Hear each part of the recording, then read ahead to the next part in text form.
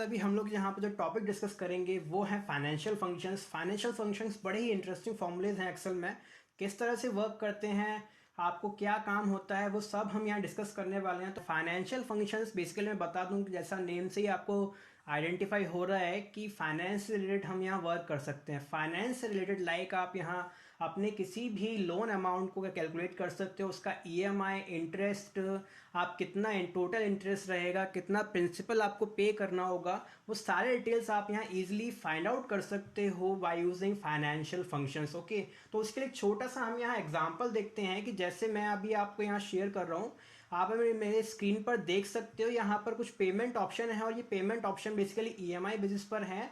और जो हम यहाँ प्रोडक्ट है वो है एक एप्पल मैकबुक प्रो है, तो उसका हम लोग यहाँ प्राइसिंग वगैरह देखते हैं। तो यहाँ पर मैंने एचडीएफसी बैंक का प्लान लिया है 24 मंथ्स का ईएमआई। तो उसमें आप देख सकते हो कि यहाँ जो आपको अमाउंट शो कर रहा है, प्राइस है वो है हमारा ये 1,04,990। बैंक हमसे चार्ज कर रहा है 15% इंटरेस्ट पर एनम और हमने ये ईएमआई प्लान लिया है 24 मंथ्स के लिए। तो यहाँ ये ईएमआई हमें इतना शो कैलकुलेट करके दे रहा है और इंटरेस्ट हमें इतना देना है बैंक को। ओके, टोटल अमाउंट पेबल ये हो जाएगा। अभी मुझे क्या करना है, मुझे सपोज ये क्रॉस चेक करना है या मैं खुद से ये कैलकुलेट करना चाहता हूँ कि ये अमाउंट करेक्ट है या नहीं। ओके, तो उसके लिए क्या है, आप इजीली फाइनेंशियल फंक्शंस की हेल्प से कर सकते हो ये काम।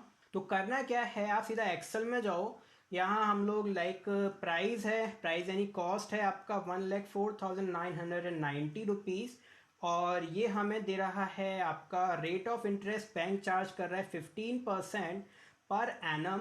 और यहाँ जो टाइम है, ड्यूरेशन ऑफ योर लोन, वो आपको दिया हुआ है बेसिकली 2 ईयर्स। ओके, तो आप यहाँ 2 ईयर्स टाइप कर दो और आपको यहाँ फाइंड आउट करना है अपना ईएमआई। तो हम यहाँ अपना ईएमआई कैलकुलेट करना चाहते हैं, तो ये आपको किस तरह से फाइंड आउट करना है वो अभी देखते हैं। तो एक्सेल में बेसिकली आप किसी भी लोन अमाउंट के लिए आपको एक ड्यूरेशन दिया हुआ है और उसका रेट ऑफ इंटरेस्ट बताया है कि इतना है।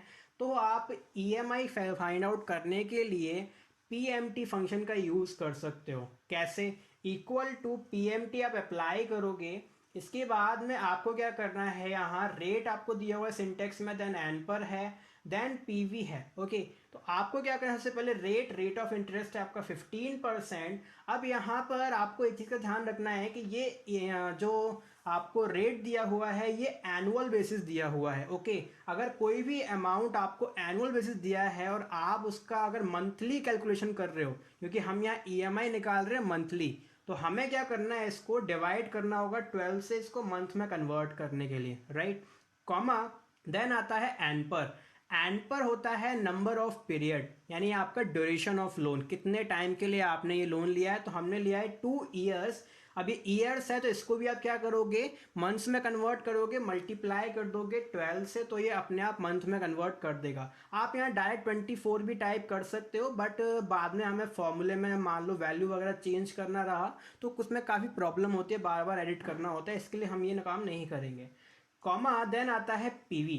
पीवी होता है प्रिंसिपल वैल्यू। तो प्रिंसिपल वैल्यू आपकी क्या है, यहाँ पर जो आपका प्राइस है उसको सेलेक्ट कर लो। बाकी जो इसमें एफ वी और टाइप है वो ऑप्शनल है, हमें सेलेक्ट नहीं करना। ब्रैकेट क्लोज करो और एंटर कर दो। तो आपको यहाँ पर देख सकते हो ये आपके लिए क्या आ गया, ईएमआई उन्होंने फाइंड आउट करके दिया। बट प्रॉब्लम ये है, ये आ रहा है रेड कलर में, और एक्सेल में कोई भी फॉर्मूला अगर आपको बाय डिफॉल्ट रेड कलर में रिजल्ट देता है तो उसका मीनिंग ये है कि वो रिजल्ट नेगेटिव में है। आपको क्या करना है, इसको नेगेटिव में आप नहीं चाहते या क्रॉस चेक करना है कि नेगेटिव में है या नहीं है, तो आप एक काम कर सकते हो इसमें से, जैसे हम इसको कॉपी करते हैं और ओनली वैल्यू को पेस्ट करते हैं by using paste special. Okay, तो आप यहाँ देखोगे कि ये रिजल्ट किस में है, नेगेटिव में शो कर रहा है। तो हमें ये काम नहीं करना, तो आप क्या करोगे, यहाँ पर जो आपका पीवी आपने सेलेक्ट किया था प्रिंसिपल वैल्यू, उसी को आप क्या करो, नेगेटिव में सेलेक्ट कर लो, तो आपको जो रिजल्ट मिलेगा वो पॉजिटिव में मिल जाएगा।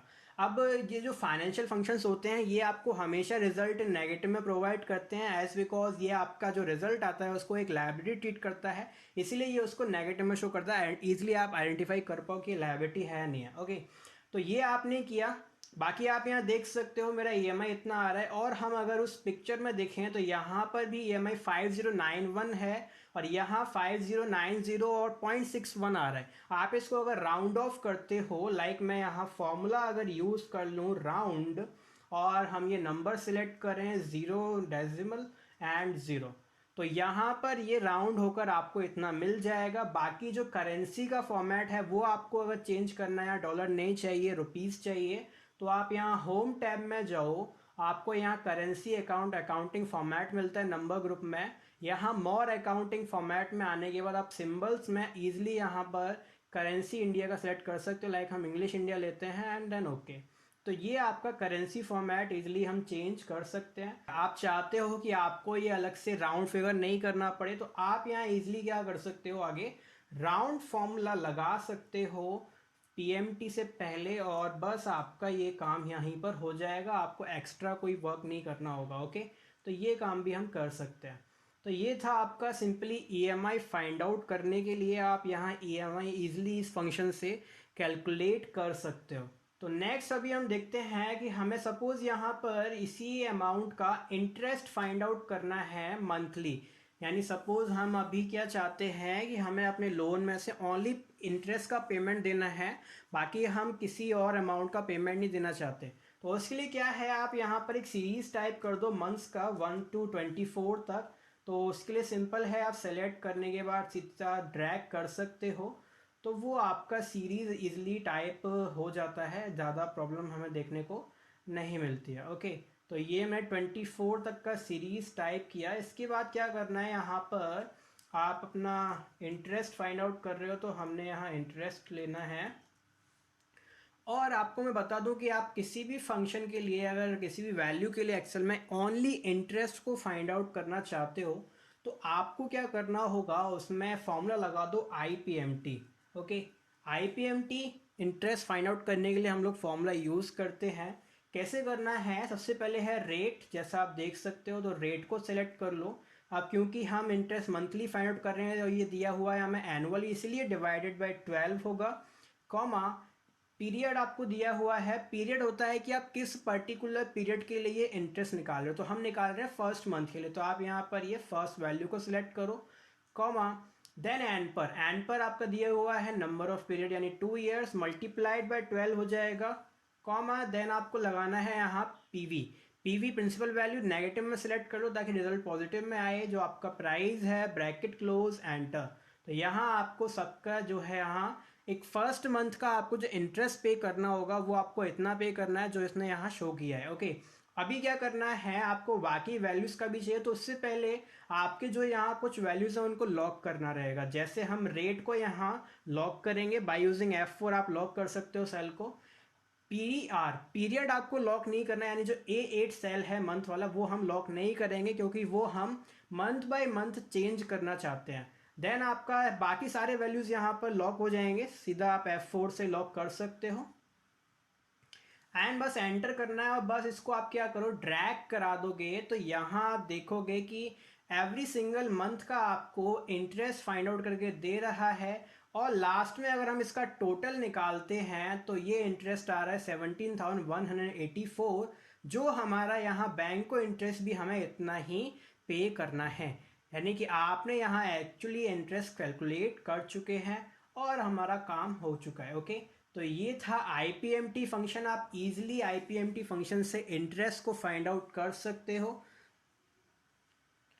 देन इन केस आगे बढ़ते हैं, यहाँ सपोज हमें क्या करना है, ओनली प्रिंसिपल वैल्यू को फाइंड आउट करना है। ओके, तो हम यहाँ ओनली प्रिंसिपल को फाइंड आउट करना चाहते हैं, यानी प्रिंसिपल मीन्स एक ऐसा अमाउंट जिसमें इंटरेस्ट इंक्लूड ना हो। हम नहीं चाहते इंटरेस्ट को कैलकुलेट करना, इसलिए ओनली हमें प्रिंसिपल वैल्यूज़ को ही फाइंड आउट करना है। तो इजीली क्या है, आप यहाँ पर PPMT फॉर्मूला लगा सकते हो। ये PPMT फॉर्मूला है, सेम है आपके IPMT की तरह, बस क्या है, सबसे पहले रेट हम साथ ही साथ इसको लॉक करते हुए जाएंगे, डिवाइडेड बाय 12, कॉमा पीरियड में आपका first month, comma then n पर ये आपका यहाँ मल्टीप्लाई हो जाएगा 12 से, और नेगेटिव में हम लेते हैं अपना यहाँ प्राइस।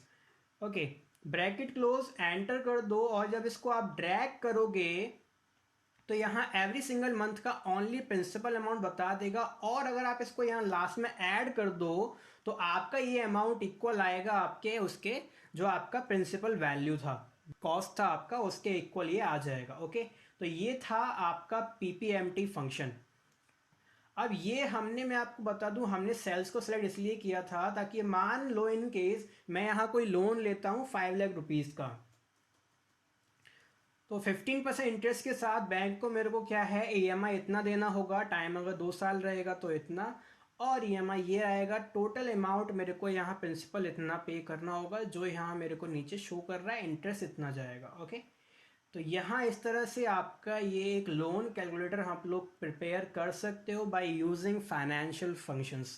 सपोज इन केस में आपको क्या है यहाँ सब कुछ प्रोवाइड किया हुआ है, बस आपको यहाँ कुछ वैल्यूज फाइंड आउट करने के लिए बोल दिया गया। ओके, लाइक इस एग्जांपल में मैंने आपको बोला कि आपके पास प्राइस दिया हुआ है, रेट दिया हुआ है, ईएमआई दिया हुआ है, आपको फाइंड आउट करना है टाइम, यानी आपको ये पता करना है कि आपने ये कितने ड्यूरेशन के लिए लोन लिया हुआ है।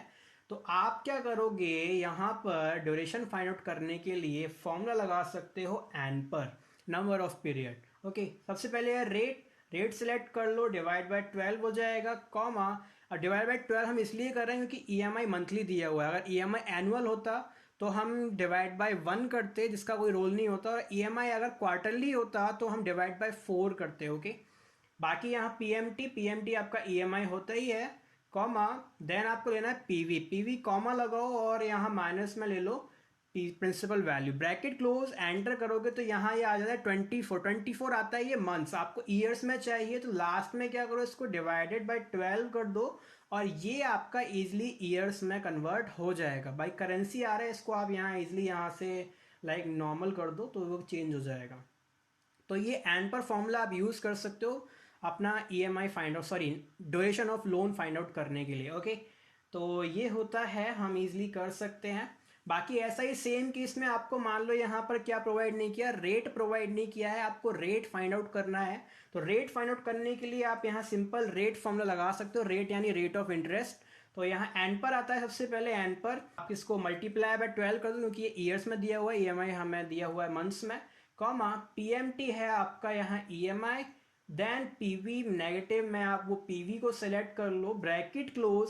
अब इसको भी क्या करना रहेगा, ये आपको जो इंटरेस्ट प्रोवाइड करेगा ये मंथली करेगा, आप क्या करोगे इसको लास्ट में मल्टीप्लाई बाय 12 कर दो तो एग्जैक्ट आपको जो अमाउंट आना है इंटरेस्ट का वो यहाँ अमाउंट शो हो जाएगा। सेम कंडीशन हम एग्जांपल देखते हैं एक और, जैसे आपको यहाँ प्राइस प्रोवाइड नहीं किया, आपको सब कुछ दिया हुआ है, आपको टाइम बताया है, आपको रेट ऑफ इंटरेस्ट प्रोवाइडेड है, आपको ईएमआई दिया हुआ है, बट आपको यहाँ प्राइस फाइंड आउट करना है। तो देखो प्राइस फाइंड आउट करने के लिए आप इजीली यहाँ पर फॉर्मूला लगा सकते हो पीवी।